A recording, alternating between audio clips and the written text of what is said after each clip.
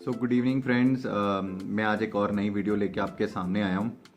हम अपनी इसी वीडियो को जो हमने कल डिस्कशन करी थी कि म्यूचुअल फंड्स में क्या होते हैं म्यूचुअल फंड्स और म्यूचुअल फंड्स की टाइप्स क्या हैं, जहाँ पे हमने दो टाइप्स मेजरली डिस्कस करी थी। वो थी इक्विटी फंड्स और डेट फंड्स। तो हम उसी टॉपिक को आज आगे बढ़ाते हैं। चलिए देखिए, इक्विटी फंड्स की जब हम बात करते हैं म्यूचुअल फंड्स में, तो इसमें बहुत सारी ब्रॉड कैटेगरीज निकल के आती हैं जहां पे आप म्यूचुअल फंड्स में जाके बेसिकली इक्विटी स्कीम्स में पैसा लगा सकते हैं। बट आपको कुछ पॉइंट्स इससे पहले ध्यान में रखने हैं कि आप किस इक्विटी स्कीम में पैसा लगाने वाले हैं। देखिए, इक्विटी एक ऐसी चीज है जहां पे पैसा जो है वो शॉर्ट टर्म में नहीं बनता। जब ये पैसा बनेगा तो ये लॉन्गर स्पैन में बनेगा। आप किस तरीके के इंडिविजुअल हैं, इसके ऊपर भी आपके आने वाली रिटर्न और आपके आने वाले प्रॉफिट का बहुत बड़ा आप कह सकते हैं इसका ध्यान आपको रखना पड़ेगा। देखिए, मैं आपको एग्जांपल के तौर पर समझाता हूँ। आप सबने, अगर आप स्टॉक मार्केट के बारे में या कहीं पे भी अगर आपने कभी पढ़ा हो तो आपने इन्फोसिस कंपनी के बारे में ज़रूर सुना होगा। इन्फोसिस हमारी इंडिया की सेकेंड लार्जेस्ट आईटी की कंपनी है। 1993 में ये कंपनी बनी थी और ये जब 1994 के करीब ये जब लिस्टेड हुई स्टॉक एक्सचेंज में, तो इसका जो शेयर प्राइस था वो करीबन 100 रुपये के करीब था। आप देखिए, उस 93 से लेकर आज 2020 है, इस कंपनी ने लास्ट ईयर तक 2019 तक अक्टूबर तक 41 डिविडेंड्स डिक्लेयर किए हैं अपने क्लाइंट्स को। जिन भी कस्टमर्स ने इनके शेयर्स को बाय करके रखा और आज तक इन शेयर्स को होल्ड करते हैं, उनको 41 डिविडेंड्स मिले हैं। कैसी लगी बात आपको ये सुनकर? अब इससे भी मजेदार चीज आपको मैं बताता हूं। तो 93 से लेकर 2019 अक्टूबर तक ये शेयर 6 बार स्प्लिट हो चुका है। अब आपको स्प्लिट का मतलब समझा देता हूं कि अगर जैसे शेयर की वैल्यू जब तकरीबन 400 रुपए के करीब रही होगी या कभी 300 रुपए के करीब रही होगी, तो कंपनी ने क्या किया कि 400 रुपए के शेयर को 200 रुपए का शेयर कर दिया और उस टाइम पे जिसके पास एक शेयर था उसको 2 शेयर दे दिए। बात समझ रहे हैं आप? जिसके पास एक शेयर था उसे 2 शेयर दे दिए। आपके पैसे तो उतने के उतने ही हैं, बट जब आपको डिविडेंड मिलेगा तो उसका मुनाफा आपको होने वाला है। तो इस तरीके से इस कंपनी ने अपने जो इन्वेस्टर्स हैं उनको माला माल कर दिया। आपको जान के और हैरानगी होगी कि जब मैं आपसे डिस्कशन करूंगा कि अगर आप मान के चलें कि आपने 93 में उस टाइम पर इस कंपनी में सिर्फ और सिर्फ 100 शेयर खरीदे थे 100 रुपए के भाव पे, तो आपने तकरीबन 10,000 रुपये लगाया होगा। और अगर आपने उस टाइम पे 10,000 रुपये लगाया था, तो अगर आप मुझे बता सकें कि वो 2019 में कितना बन गया होगा, उसकी आज करंट वैल्यू 2020 में कितनी होगी, तो मैं आपको बताता हूं वो कितनी होगी। वो तकरीबन 3.6 करोड़ होगी। 3.6 करोड़ होगी। आप बताइए, 10 रुपए की 10,000 की इन्वेस्टमेंट आज कितनी बड़ी रिटर्न बनी है। और इसे पाने वाले सिर्फ 2% लोग होंगे, जहां पे इस शेयर में अगर 100 लोगों ने इन्वेस्टमेंट करी होगी। उसके पीछे की साइकोलॉजी बहुत क्लियर है कि जब लोग इन्वेस्टमेंट करते हैं तो तब वो उसको बहुत लॉन्गर विजन में देखते हैं, पर जब इस इन्वेस्टमेंट में आ जाते हैं तो उन्हें शॉर्टर प्रॉफिट्स दिखने शुरू हो जाते हैं। वो अपना गोल भूल जाते हैं।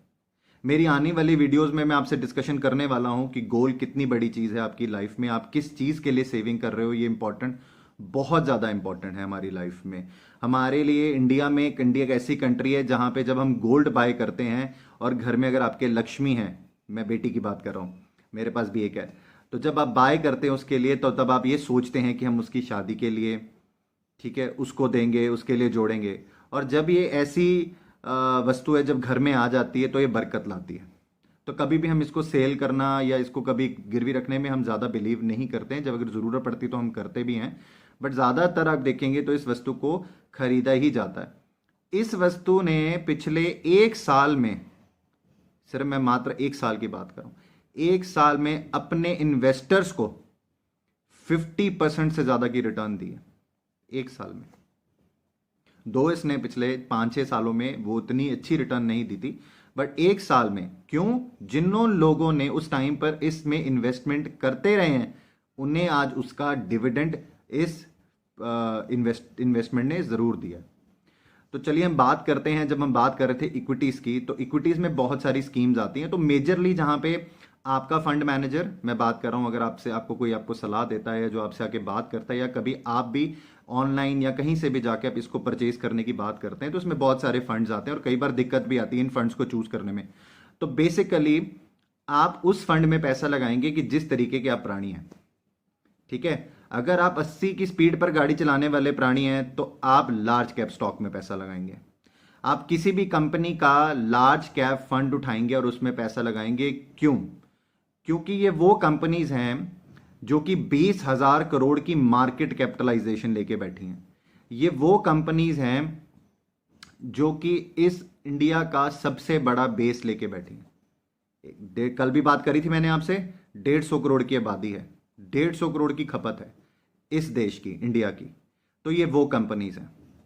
जब आप अपनी गाड़ी को संभाल सकते हो 100 की स्पीड पर, आप एक बात समझें, आप तेज तो चला रहे हैं गाड़ी, इसके लगने के और नुकसान होने के चांसेस भी उतने ही होते हैं।